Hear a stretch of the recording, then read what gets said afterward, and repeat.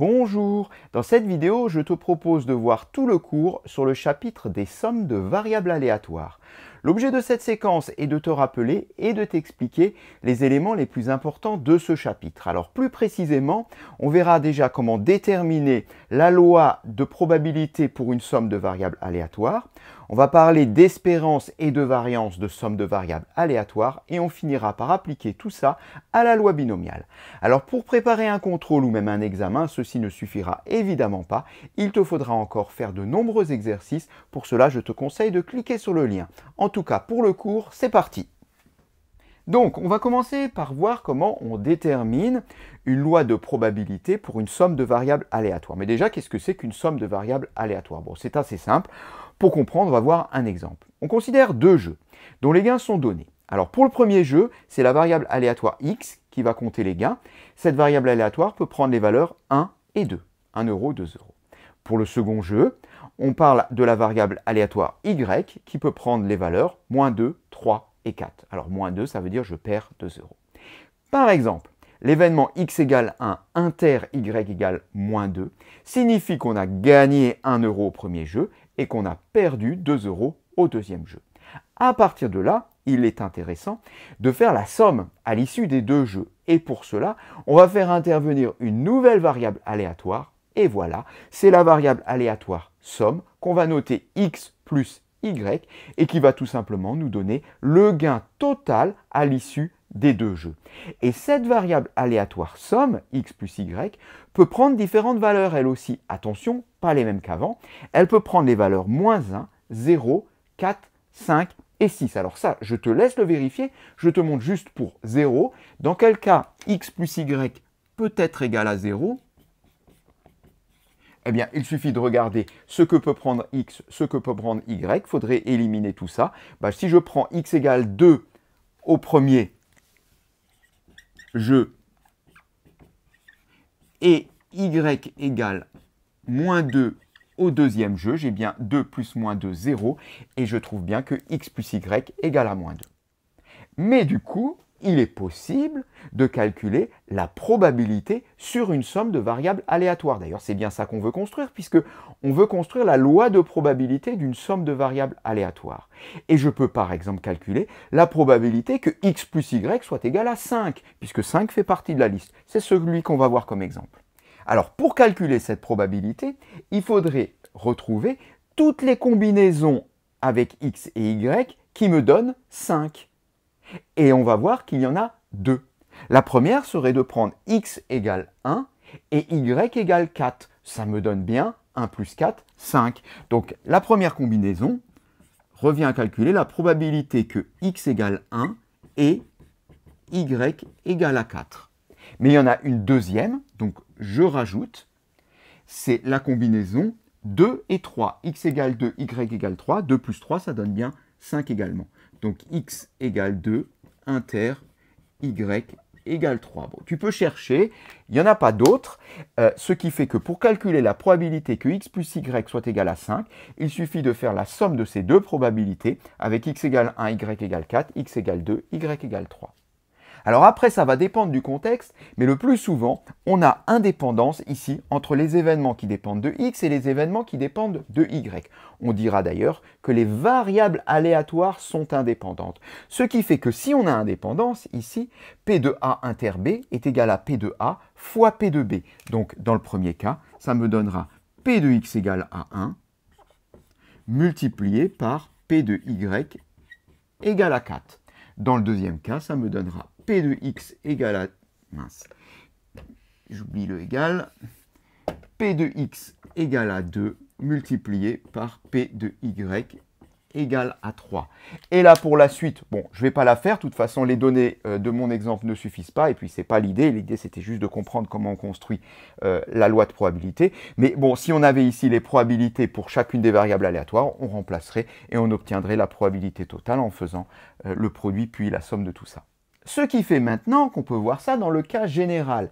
Et enfin, voir comment est construite la loi de probabilité de x plus y. Alors ici, c'est défini pour une somme de 2 variables aléatoires, mais on verra dans la suite du cours qu'on peut faire la somme de 3 de n variables aléatoires. On n'y est pas encore.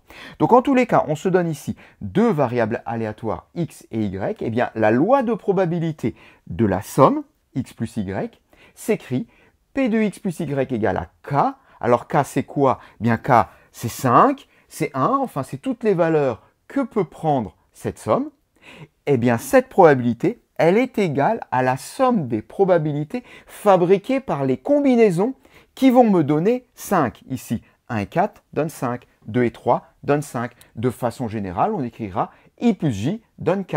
Donc, si K est égal à 8, je vais aller chercher tous les I et J dont la somme fait effectivement 8. Et je ferai à chaque fois la somme de toutes ces probabilités. Alors là, il y en a 2, mais il peut y en avoir beaucoup plus. Et si en plus, on a indépendance entre x égale i et y égale j, eh bien, on peut casser en un produit comme on l'a fait ici.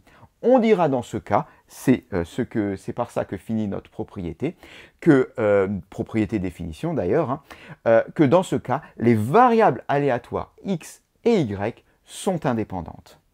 Alors, parlons maintenant de l'espérance et de la variance de somme de variables aléatoires. On va même aller un peu plus loin puisqu'on va faire des combinaisons linéaires sur des variables aléatoires.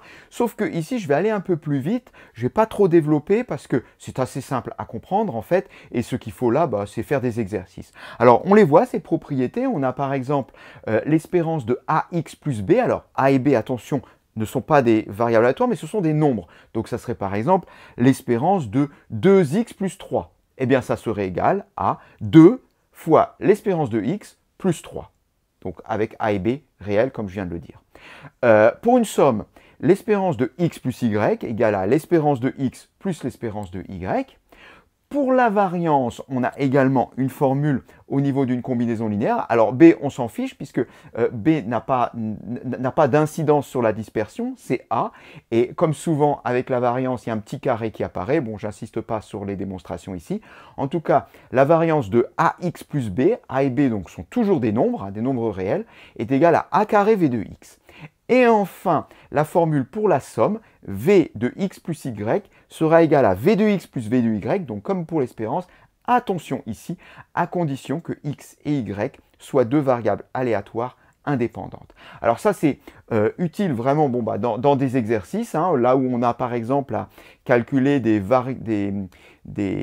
probabilités où les variables aléatoires prennent des valeurs un peu complexes.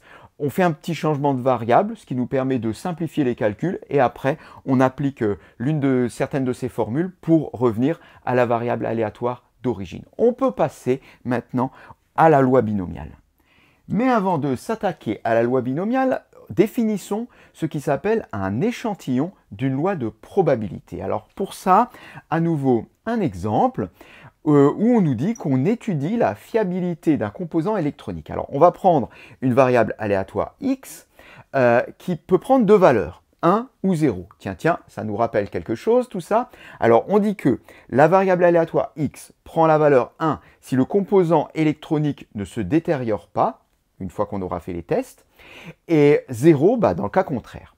Et le fabricant nous précise que le composant électronique ne subit pas de détérioration, donc reste en bon état, après les tests, dans 99,8% des cas. Eh bien, tu l'as compris maintenant, je pense, dans ce cas-là, la variable aléatoire x suit la très fameuse loi de Bernoulli. Deux paramètres, p égale 0,998, 99,8%, c'est 0,998. On va effectuer les tests sur un échantillon de 100 composants électroniques qui sont prélevés tout à fait au hasard dans le stock du fabricant. Et à partir de là, on va considérer une liste de variables aléatoires, x1, x2, x3, etc. jusqu'à x100.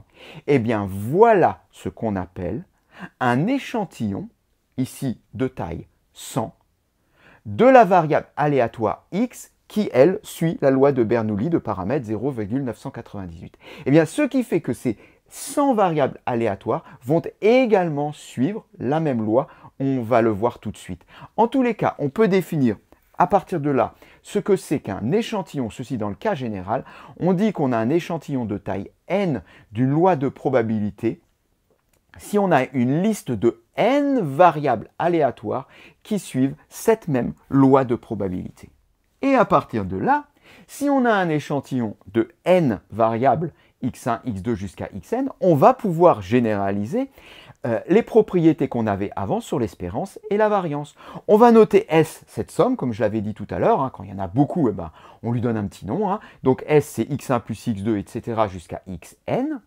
Eh bien, dans ce cas, l'espérance de S, c'est-à-dire l'espérance de x1 plus x2, etc. jusqu'à xn, est égale à la somme des espérances E de x1 plus E de x2, etc. jusqu'à E de xn. Et si en plus, toutes ces variables aléatoires sont indépendantes, ce qui, je le répète, est le plus souvent le cas, eh bien on a la même chose pour la variance.